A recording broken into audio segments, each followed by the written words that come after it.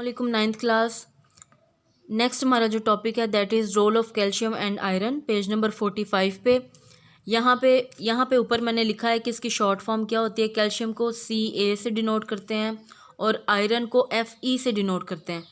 ठीक है, कुछ बच्चे ये समझते हैं कि आयरन को कैपिटल आई से डिनोट करते हैं। ऐसा नहीं होता। कैपिटल आई जो होता है दैट इज़ फॉर आयोडीन और आयरन के लिए Fe होता है। ठीक है, अच्छा जी। कैल्शियम में सबसे पहले आप लोग पॉइंट्स बनाएंगे। कैल्शियम में टोटल हमारे पास 5 पॉइंट्स बन रहे हैं। सबसे पहला है इसकी definition. It is essential for the development and maintenance of bones and teeth. आपको पता है कैल्शियम हमारी बोन्स के लिए और हमारी टीथ के लिए बहुत ज़्यादा ज़रूरी होता है। ये बोन्स के अंदर स्टोर हो जाता है एक बहुत ज़्यादा बल्क की फॉर्म के अंदर। और जब आप कैल्शियम इनटेक नहीं करते हो, जैसे आप लोग दूध दही नहीं खाते पीते या डेयरी की चीज़ें नहीं खाते हो ज़्यादा, तो आपकी बॉडी को कैल्शियम चाहिए ही चाहिए होता है। ठीक है, तो अगर आप कैल्शियम बाहर से इनटेक नहीं करते हो तो आपकी बॉडी आपकी हड्डियों में से कैल्शियम लेना शुरू कर देती है, जिसकी सूरत में आपकी बोन्स के ऊपर छोटे छोटे से माइन्यूट से सुराख होना शुरू हो जाते हैं और वहाँ से कैल्शियम निकलना शुरू हो जाता है और आपकी हड्डियाँ कमज़ोर हो जाती हैं। फिर आपको दर्दें शुरू हो जाती हैं, जैसे आपको टांग में दर्द होने लगी है, आपको बाजू में दर्द हो रही है, आपके हाथ में दर्द हो रही है, हाथ की हड्डी में हो रही है, शोल्डर में हो रही है। ये क्यों होती हैं? क्योंकि हमारी बोन्स कमज़ोर हो जाती हैं और वो सिर्फ इस वजह से होती हैं अगर हम कैल्शियम प्रॉपर इनटेक नहीं करते अपनी बॉडी के अंदर। ठीक है, इसी तरह दांतों के लिए भी कैल्शियम बेहद ज़रूरी है, क्योंकि ये भी जो हमारे दांत होते हैं ये भी बहुत ज़्यादा स्ट्रॉन्ग होने चाहिए। अगर ये भी वीक होंगे तो इसकी भी पेन होती है, चुभन होती है, एक अजीब सा उलझन सी होना शुरू हो जाती है अगर हम प्रॉपर इनटेक कैल्शियम का नहीं करते हैं। ठीक है, आपके दांत कमज़ोर हो जाते हैं और अगर हम फिर इसकी साफ़ सफाई भी नहीं करते तो मज़ीद इसका बुरा हाल हो जाता है। तो इसलिए बेहतर है कि आप अपनी डाइट को जितना ज़्यादा हो सके वो स्ट्रॉन्ग करें, ख़ास तौर पे इस एज में जिसमें आप लोग हो। ठीक है, नंबर 2 है आपके पास। It is also needed for the maintaining of the cell membranes and connective tissues and for the activation of several enzyme.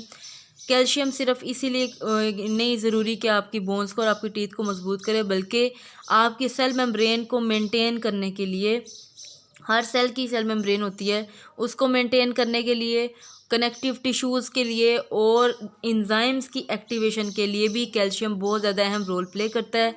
Number 3 हमारे पास है calcium also aids in blood clotting. Aids कहते हैं मदद करना। कैल्शियम मदद करता है ब्लड क्लॉटिंग के अंदर। ब्लड क्लॉटिंग का मतलब होता है खून को जमाना। ठीक है, number 4 human get calcium from milk. Human कहाँ कहाँ से कैल्शियम हासिल कर सकते हो? आप लोग कहाँ से कैल्शियम ले सकते हो? मिल्क से, दूध से, चीज़ से। चीज़ कहते हैं पनीर को। एग यॉक जो अंडे की जर्दी होती है। बीन्स जितने भी हमारे पास, जैसे लोबिया वगैरह हो गया। ठीक है, नट्स, कैबेज, कैबेज कहते हैं बंद गोभी को। यहाँ से हम लोग कैल्शियम का इंटेक कर सकते हैं। और भी बेशुमार चीज़ें हैं, लेकिन ये कुछ आपकी बुक में गिवन है, आपने ये सारी याद करनी है। इनमें से कोई 3 या कोई 4 याद नहीं करनी। ओके, नेक्स्ट आपके पास है इसके ऊपर डब्बा बनाए, ये आपकी हेडिंग बनती है डेफिशिएंसी। डेफिशिएंसी कहते हैं कमी को। अगर कमी हो जाती है कैल्शियम की तो क्या होता है, जैसे कि मैं पहले आपको बता चुकी हूँ, उसी तरह deficiency of calcium causes the spontaneous discharge of nerve impulse which में रिजल्ट इन टेटनी। स्पॉन्टेनियस कहते हैं अचानक से नर्व इम्पल्स डिस्चार्ज होती है, जिसकी वजह से टेटनी का होने के चांसेस होते हैं। टेटनी कहते हैं कि आपकी बोन्स सॉफ्ट हो जाती हैं, पोरस हो जाती हैं, उनमें से कैल्शियम निकलना शुरू हो जाता है। Blood clot slowly and wounds heal slowly. Blood की क्लॉटिंग भी नहीं होती प्रॉपर तरीके से अगर कैल्शियम की कमी हो जाए। और वाउंड्स कुछ कहते हैं, कुछ वुंड्स कहते हैं, इनको कहते हैं ज़ख़म। ज़ख़म भी जल्दी जल्दी नहीं भरते। कुछ ज़ख़म होते हैं वो जल्दी से सही हो जाते हैं, लेकिन बाज़ ज़ख़म होते हैं जो जल्दी से सही नहीं होते। अगर आपके अंदर भी कैल्शियम की कमी है तो आपके ज़ख़म देर से ठीक होंगे। ठीक है, तो अगर आप के चाहते हो कि आप इन चीज़ों से बच जाओ, ये टेटनी से, ब्लड क्लॉटिंग स्लोली से या ज़ख़म जल्दी ना भरने से, तो आपको चाहिए कि आप कैल्शियम का प्रॉपर इंटेक अपनी डाइट में किया करें। क्लियर है यहाँ तक? अच्छा बच्चों, इसके साथ ही नेक्स्ट पैराग्राफ है हमारे पास आयरन का। Iron plays a major role in oxygen transport and storage.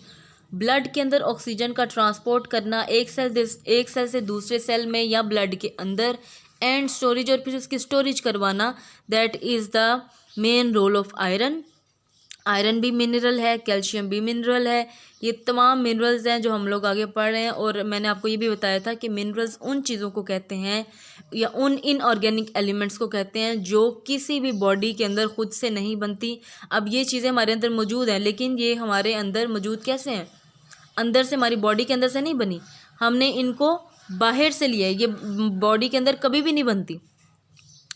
Clear है? ये हम लोग बाहर अर्थ से ही लेते हैं, ज़मीन से ही लेते हैं, प्लांट के ज़रिए इंटेक कर लेते हैं। क्लियर है? अच्छा जी। It is a component of haemoglobin in red blood cell. ये एक मेन कंपोनेंट है हीमोग्लोबिन का रेड ब्लड सेल के अंदर। हीमोग्लोबिन क्या होता है? ऐसा पिगमेंट जो आपके ब्लड को रेड कलर देता है, उसको हीमोग्लोबिन कहते हैं। जैसे हमने प्लांट्स में पढ़ा था कि प्लांट्स में जो ग्रीन पिगमेंट है प्लांट को कौन देता है? That is chlorophyll. Green pigment क्या था? क्लोरोफिल, जिसकी वजह से प्लांट्स का कलर ग्रीन होता है।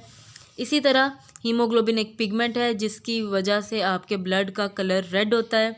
ठीक है? And myoglobin in the muscle cell, और मायोग्लोबिन भी है। मायोग्लोबिन जो होता है ये भी आयरन और ऑक्सीजन की जो बाइंडिंग है वो करवाता है ब्लड के अंदर। ठीक है? उसके बाद है cellular energy production. Cellular energy production also require iron. अगर सेल को एनर्जी चाहिए तो उसमें भी आयरन वाला जो मिनरल है इसकी बहुत ज़्यादा ज़रूरत है। It act as a cofactor. Cofactor किसको कहते हैं? चैप्टर नंबर 6 में भी आप पढ़ चुके हैं। नीचे एक दफ़ा फिर लिख लें, ऐसा सब्सटेंस जो कि एंजाइम की एक्टिविटी के लिए बहुत ज़्यादा ज़रूरी होता है उसको कहते हैं कोफैक्टर। तो आयरन कोफैक्टर के तौर पे काम करता है बहुत से एंजाइम्स के लिए ऑफ सेलुलर रेस्पिरेशन। ख़ास तौर पे सेलुलर रेस्पिरेशन जब होती है, सेल जब रेस्पायर करता है उसके लिए, तो जो कोफैक्टर है आयरन जो है वो एज अ कोफैक्टर वर्किंग करता है। अच्छा बच्चों, नेक्स्ट है हमारे पास iron also support immune function. Iron immune function को भी सपोर्ट करता है। इम्यूनिटी आपकी स्ट्रांग होनी चाहिए। जिस बच्चे की इम्यूनिटी ज़्यादा स्ट्रांग होती है वो जल्दी बीमार नहीं होता। ठीक है? तो बहुत सी ऐसी सब्जियां जिसमें आयरन बहुत ज़्यादा मौजूद होता है, हमें वो खानी चाहिए। जैसे पालक है, ठीक है, इसमें आयरन बहुत ज़्यादा होता है, इसको आपको खाना चाहिए। ठीक है? इस तरह की बहुत सी मज़ीद चीज़ें हैं जो आप लोग पहले भी पढ़ चुके हैं कि कौन कौन सा मिनरल किस चीज़ के लिए ज़रूरी होता है। ठीक है? उसके बाद है हमारे पास human gets iron from red meat. ये आगे क्वेश्चन बन रहा है कि आयरन हमें कहाँ कहाँ से मिलता है? रेड मीट से। रेड मीट कहते हैं जो बड़ा गोश्त होता है वो। ठीक है? एग योक, अंडे की जर्दी से। उसके अलावा होल व्हीट, आपके गंदम के आटा से। फ़िश, स्पिनच कहते हैं पालक को। मस्टर्ड कहते हैं साग को। इन तमाम चीज़ों से हमें आयरन मिल सकता है। सिर्फ यही चीज़ें नहीं हैं, और भी बेशुमार चीज़ें हैं, लेकिन कुछ चीज़ें बस आपकी यहाँ पे डिस्कस की हैं। मैंने पहले भी आपको कहा था ऊपर वाले पैराग्राफ के अंदर कि आपने ये सारी चीज़ें याद करनी है, क्योंकि इसमें से MCQs कहीं पर से भी बन के आ सकते हैं। MCQs सिर्फ चैप्टर के एंड पर से नहीं बनते, अंदर से भी बनते हैं, और वो यहाँ पे इस तरह की चीज़ें आती हैं ना, वहाँ से बनते हैं। ठीक है? नेक्स्ट आपके पास हेडिंग है डेफिशिएंसी। डेफिशिएंसी के ऊपर डब्बा बनाएं। It's deficiency is the most common nutrients. इसकी डेफिशिएंसी बहुत common nutrient deficiency world wide. Iron deficiency cause anaemia. Iron की कमी होने की वजह से आपके ब्लड में भी कमी हो सकती है, इसलिए इस आयरन का बहुत ज़्यादा ख्याल रखना चाहिए डाइट के अंदर। अगर आप ऐसे इन्वायरमेंट में रहते हैं जहाँ पे आयरन इजीली अवेलेबल नहीं है, तो आयरन के सप्लीमेंट्स मिलते हैं, आयरन के छोटे छोटे कैप्सूल्स मिलते हैं, वो लेके आप बॉडी के अंदर इंटेक करें। अगर कुछ बच्चे पालक वगैरह या साग वगैरह बिल्कुल भी नहीं खाते, फ़िश वगैरह बिल्कुल भी नहीं खाते, उनको चाहिए कि फ़िश ऑयल के कैप्सूल्स वो खा लिया करें इसकी जगह। ठीक है? अंडा लाजमी अपनी डाइट में शामिल करें। इस तरह की चीज़ें खाएं ताकि आपके अंदर आयरन की कमी ना हो। एक और बहुत इंपॉर्टेंट बात, आयरन की डेफिशिएंसी एक और जगह बहुत मेन रोल प्ले करती है कि जब बच्चे बहुत ज़्यादा पढ़ते हैं, या जब आप पढ़ रहे होते हैं और आप अभी 1 घंटा भी नहीं हुआ और आधा घंटा सिर्फ हुआ है और आप बहुत ज़्यादा थक गए हैं, आपका दिमाग थक गया और आपको सुस्ती आ रही है, तो इसका मतलब है कि आपके अंदर बहुत ज़्यादा आयरन की कमी है। ठीक है? तो अपने डॉक्टर से कंसल्ट करें। आपके यहाँ बुक पे भी लिखा हुआ है कि ये आयरन किस किस में मौजूद है, ये वाली चीज़ें खाना शुरू करें तो आप हमेशा एक्टिव रहेंगे, ख़ास तौर पे पढ़ाई के दौरान। ठीक है? आपके अंदर इतनी अच्छी कैपेबिलिटी होती है काम करने के लिए, लेकिन आप अपने आप को थका थका महसूस करते हैं, इसका मतलब है कि आपके अंदर आयरन की कमी होती है। ठीक है?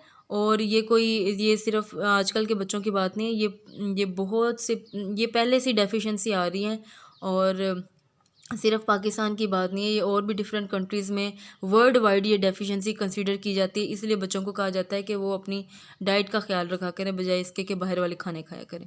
ठीक है, तो आयरन डेफिशिएंसी लास्ट लाइन आपके पास, इट ऑल्सो कॉजेज एनीमिया। ये भी आपको एक शॉर्ट क्वेश्चन आ सकता है या ये भी आपको एक MCQs के तौर पर आ सकता है कि आयरन डेफिशिएंसी कॉजेज डैश, उसके बाद वो आपको 4 बीमारियों के नाम लिख देते हैं, तो उसमें से आपने एक पर टिक मार्क करना होता है। क्लियर है यहाँ तक? अगर अभी भी क्लियर नहीं हुआ तो आप मेरे से क्वेश्चन कर सकते हैं। एक दफ़ा मैं फिर रिपीट कर देती हूँ।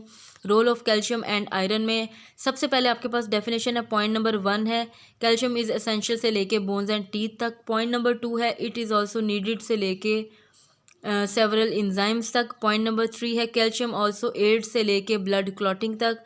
नंबर 4 है ह्यूमन गेट कैल्शियम फ्रॉम से लेके कैबेज ETC तक। उसके बाद है हमारे पास डेफिशिएंसी का कंप्लीट पॉइंट हील स्लोली तक।